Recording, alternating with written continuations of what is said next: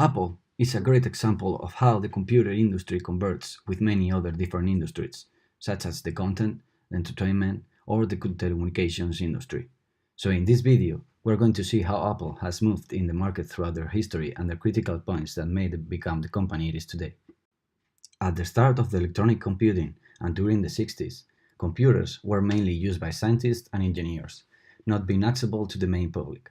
It is not until the 70s that the computer industry starts to develop based on the do-it-yourself principle.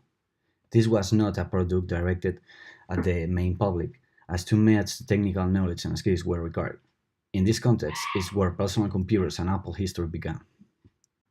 In 1976, Steve Jobs and Steve Wozniak met for the first time.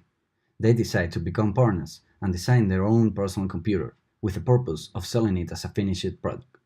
The Apple computer was presented at the Homebrew Computer Club in 1976. It was a homemade computer with all the components integrated on a printed circuit board, and this included a keyboard. The Apple computer was a great success, and they quickly tried to expand their business. They got funding and they could develop the Apple II, a ready-to-use device. This computer was released in 1977 and had a great response among the public, selling a big amount of units. In 1980, Apple goes public, trying to attract new investors. In 1983, Lisa was released. This was the first computer that included a graphical interface. Nevertheless, this device was way too expensive for the users that acquired the cheaper and more standard IBM computers.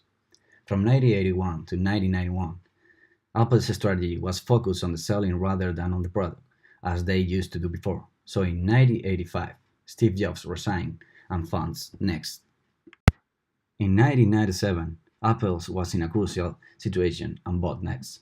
With the return of Jobs, the rise of Apple started. He brought Microsoft Office to Apple's product, created iMac, increased the investment in research and development, boosted an online store, reduced the number of product lines, but above all, he created the cultural movement that Apple has become today. Apple released the iPod in 2001, which was a revolution for the whole music industry. Anyways, the Apple sales did not grow until 2003, when iTunes was released. iTunes was a computer software used to connect the iPod to the computer and an online music store in which users could buy songs individually. With this, Apple brought the convergence of consumer electronics with the iPod, the content industry with iTunes, and information technologies with high-end computers. In 2007, the iPhone was released. Apple produced a very disruptive technology which mixes content, telecom, consumer electronics, and information technology.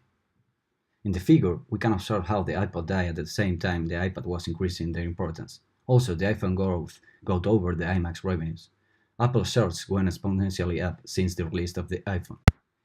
Apple has decided to build his market strategy based on becoming an internet platform. In the first place, they develop an ecosystem of stakeholders that cooperate and compete with each other in digital markets supported by Apple as a platform.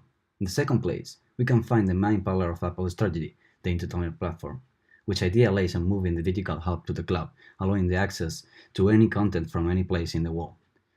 In addition to this business route, they have introduced new services like the smartwatch or the Apple Pay.